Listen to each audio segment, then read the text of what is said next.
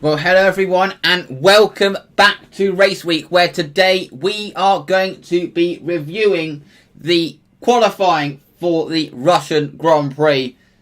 Firstly, before going into the review, make sure you leave a like and subscribe to this channel, and make sure you follow us on Twitter at twitter.com/raceweek_show, and make sure you stay tuned. I'm still hoping that the site's going to be launched tomorrow.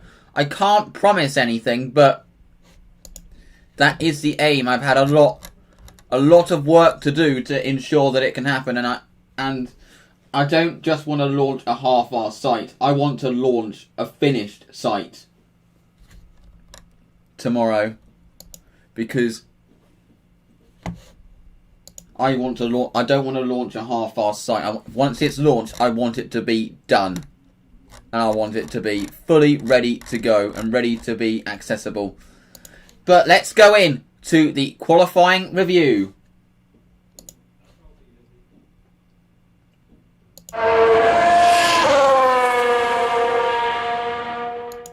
Starting off with the morning free practice session, which wasn't that representative, to be honest, but it did give us a hint. Lewis Hamilton started to take the advantage in the third practice session. He was fastest by, I believe, around 7/10 of a second ahead of Valtteri Bottas in second. And then the interest was in the midfield battle at this point, because everyone was like, it's going to be very close in the midfield between the McLarens, the Renaults, and even maybe the Red Bulls and the Racing Points. Even the Red Bulls could be under threat in that midfield battle. But whilst note Alex Albon and Lando Norris down there, they did not set a representative time. Lando Norris was doing his own program as they were doing back-to-backs with the new front wing. But now, let's go in to the qualifying review.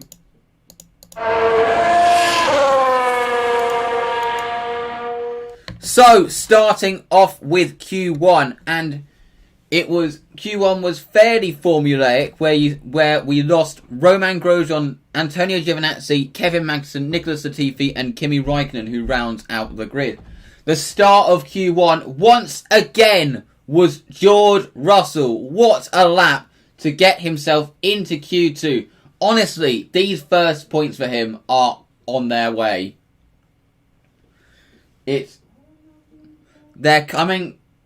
I think it's a matter of when rather than if he scores those points. He came so close in Mugello, and I think the car is good enough for him to take it to the points, considering how much he's able to outperform these cars much of the time. Then came Q2, and there was drama. Firstly, Lewis Hamilton got his initial lap time deleted due to a track limits infringement. And then Sebastian Vettel binned it at turn 5, I believe it was. He clipped the curb too hard, went into the barrier, red flag was out, 2 minutes 15 to go, and that meant Lewis Hamilton was in real trouble after Sebastian Vettel binned it. We were thankful that Vettel's crash was not more serious than it was. I mean, of course, it wasn't really a big impact that he had in the end, but he almost bounced back onto the track and was collected by his teammate. Thankfully, there was no contact, and Leclerc continued on his way. But it was touch and go for Lewis Hamilton, and so many cars were rushing to get out in front of him, and they were backing up a lot, which meant that Lewis was in serious trouble, and he actually had to back off going before the last corner when there was literally like 5 seconds on the clock left as the Renault in front of him backed off. But he got across the line with just over a second to spare, and he was able to clear Q2. Literally, it was a lucky escape for him. And out of Q2 was Charles Leclerc. Once again, neither Ferrari makes it into Q3. Danny Kvyat was 12th. It seems that Lance Stroll had some form of a technical problem, and he starts 13th ahead of George Russell, and Sebastian Vettel starts 15th after his crash. I mean, Sebastian Vettel should be fine to start the race normally tomorrow because it was not the rear that had the impact, so no gearbox change should be needed, so I think he will start in 15th tomorrow. And then came Q3, and Lewis Hamilton was in another league in Q3. He had an advantage of 0.7 of a second over his teammate, and he even improved his final run in the end to around 0.8. It wasn't a great lap for Valtteri Bottas in the end. He actually made a mistake at turn 1. He did improve, but still was quite a way behind Lewis Hamilton in the end. And then came Max Verstappen. He did an incredible lap and managed to split the two Mercedes, and he will start in 2nd on the grid, ahead of Valtteri Bottas in 3rd. In the battle for 4th, best of the rest, he had Sergio Perez in 4th. Daniel Ricciardo would have been disappointed with 5th, ahead of Carlos Sainz with quite a good lap for the McLaren. Esteban Ocon will start 7th, ahead of Lando Norris in 8th. Pierre Gasly in 9th. Not sure what happened to Alexander Albon, but there must have been some mistake somewhere on his lap, and he starts in 10th. A few drivers, including Lewis Hamilton, were investigated after the session due to allegedly not following the FIA rules when running wide at turn 2. But they were all cleared for it, and Lewis Hamilton maintains his pole position.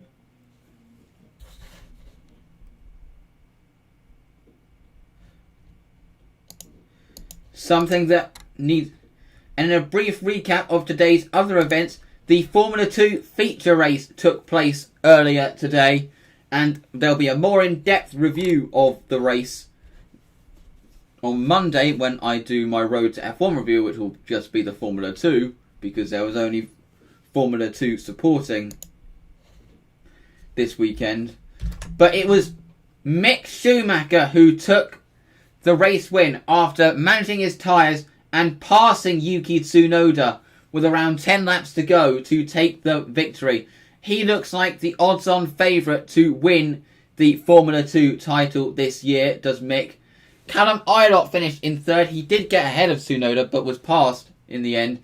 Ahead of Luca Giotto in 4th, Jehan Daruvala in 5th, and Jack Aitken in 6th. Nikita Mazepin finished in 7th, ahead of Guan Yu Zhou, who has reverse grid pole. Marcus Armstrong finished in 9th, with Dan Ticktum, who was actually under investigation after the race, not sure what's going to happen with that, finishing in 10th.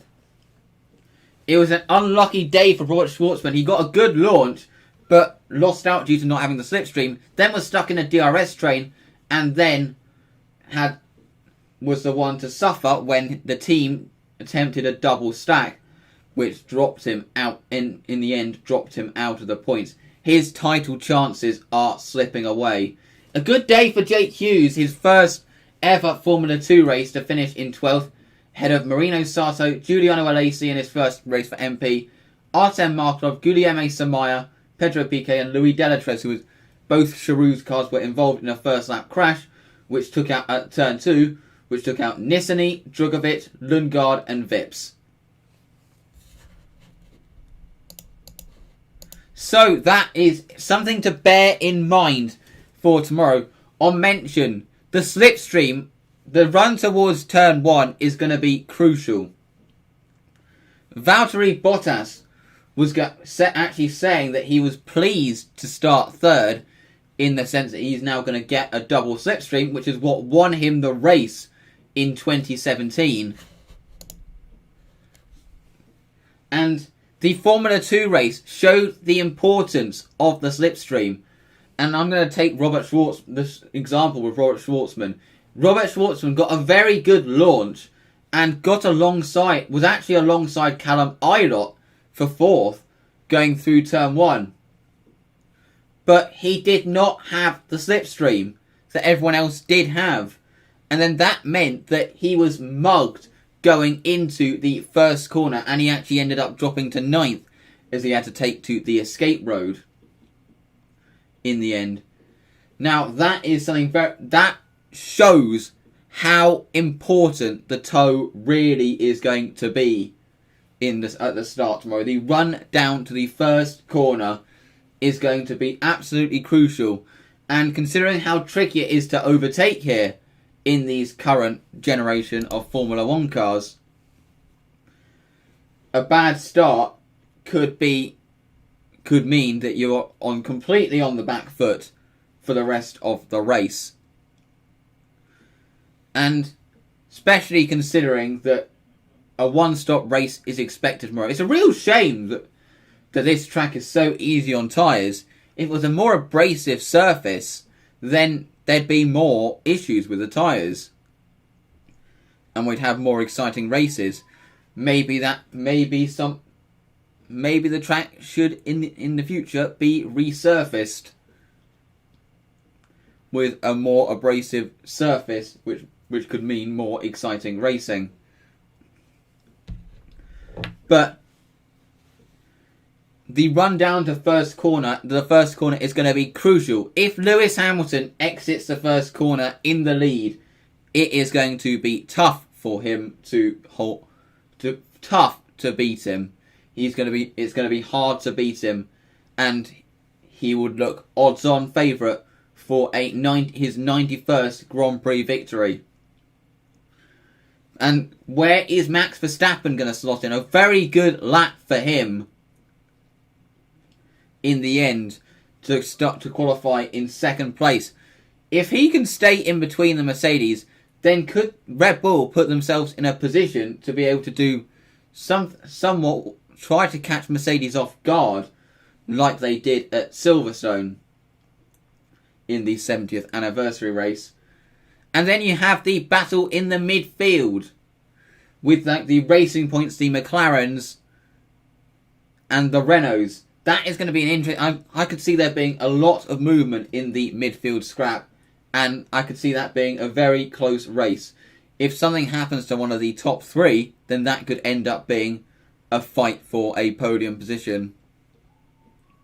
And how far can Alex Albon get himself up after his tough qualifying session?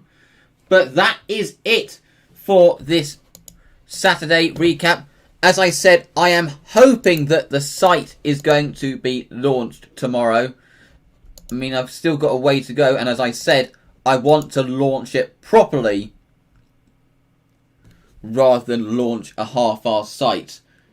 And make sure you join us tomorrow, where we will have the race review show, which will be live at 5 o'clock PM BST, where we will be reviewing the Russian Grand Prix.